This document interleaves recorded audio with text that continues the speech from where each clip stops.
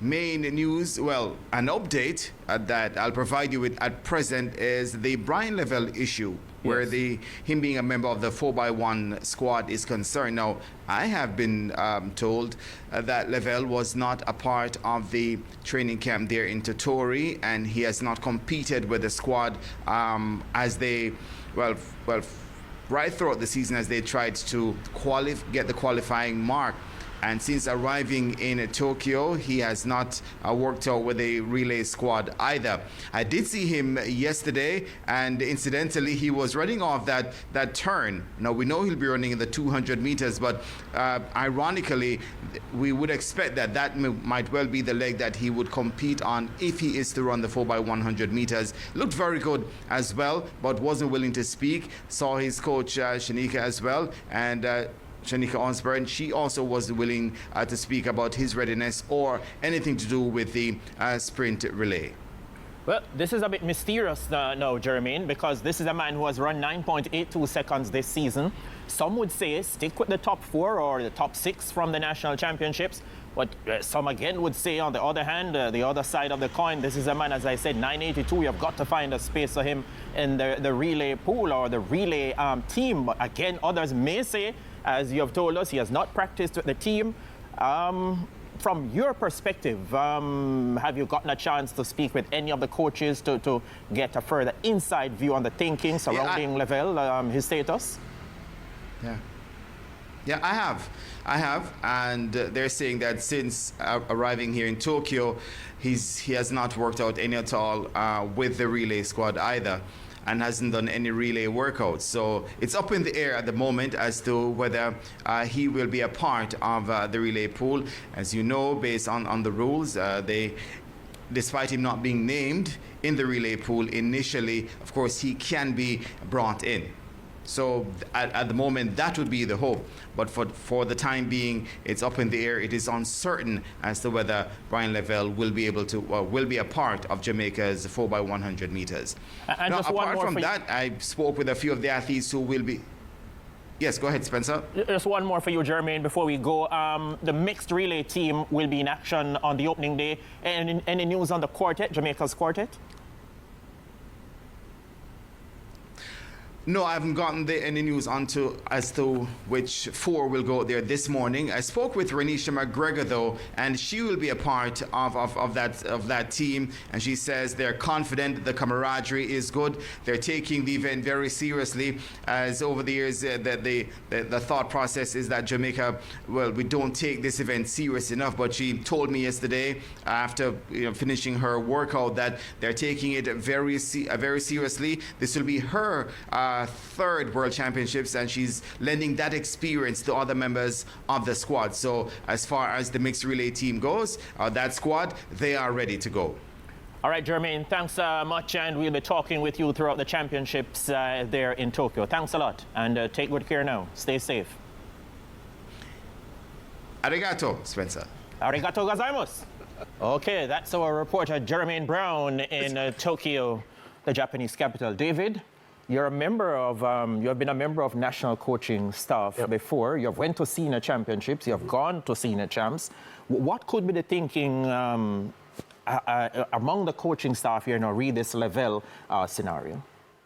I mean, it wouldn't be the coaches, the national coaches who have the issue. It would have to be from Levell's personal coach side, where the athlete has not made themselves available to practice with the team. And relays must be practiced. I mean, it's not a case where you flip a coin and you decide. We traditionally have moderate to average relay teams. We never get to that excellence. And there's a band where, in terms of the time that you gain from the passes, we don't have excellent relay teams because we don't practice. So if you don't show up at the practice, regardless of how much speed you have, you might not be able to help the relay team. And that's just basic. The skill of passing and receiving baton is something that must be practiced, and you can master it. And if you're not interested in learning those skills, then you can't help a relay team. Another factor or issue we've got to look at as well, Bruce, is Levell was not named in the relay pool, but could it be a scenario where the national coaches would have advised Shaniki Osborne, his coach, that Levell needs to make himself available, get to the training camp in Totori? I think we need to find out that as well, huh? Yeah, well, let's be clear, Jamaica. This is not prep champs. This is not primary champs. This is the world champs. And I don't want the 4 fastest people on my relay team. I want the 4 fastest people who have practiced to be on my relay team. So if he has not made himself available and has not practiced with the team, I don't want Bryan Levell there. I would love Bryan Levell on the team if he has practiced, because at 9:82, he's the 3rd fastest man in the world. That'd be great. But without practice, it doesn't make sense.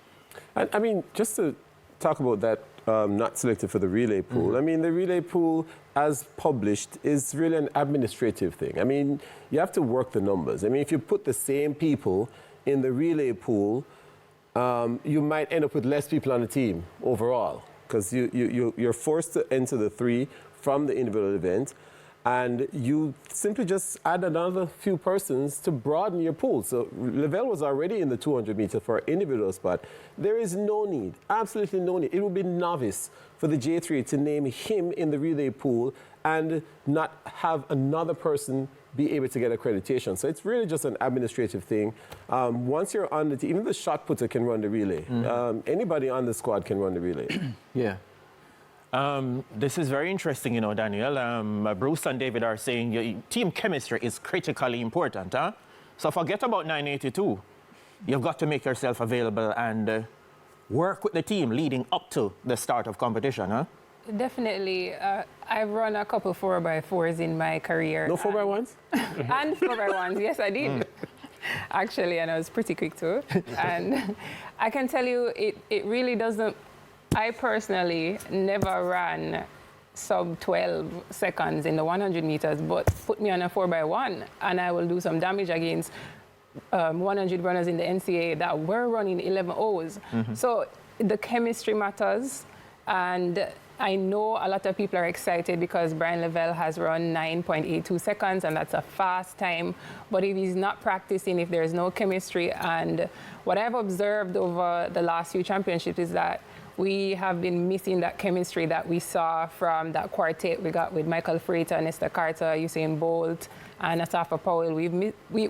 I haven't seen that chemistry in a while on our team, and it's important.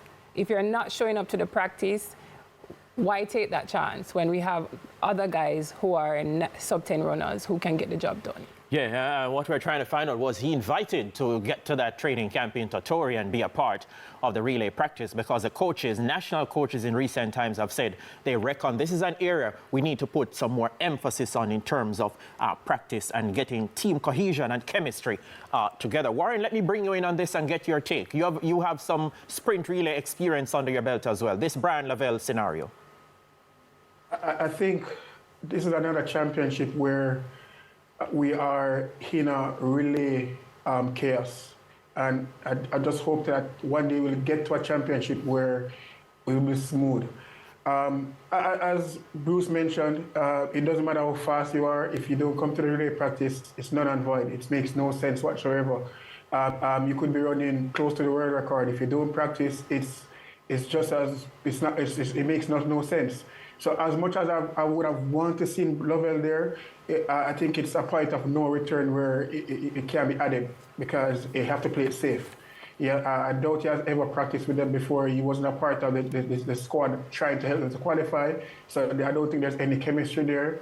So I'm really, really disheartened about it, because I really wanted to see him on that turn.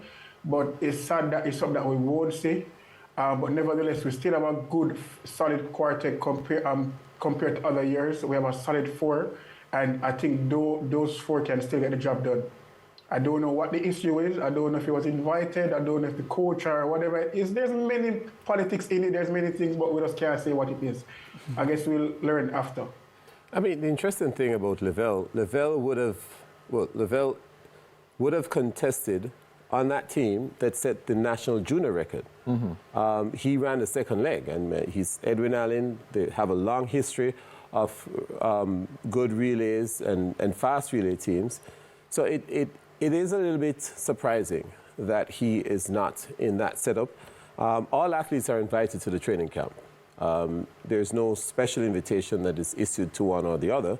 Training camp is set up for the entire team. It's an open invitation. It's an open invitation, and athletes, and a very good environment with all the amenities needed for you to prepare the last couple of days leading into the championship. So you're not at a disadvantage by coming into that environment. It's more of a supportive environment where you can actually reach your best.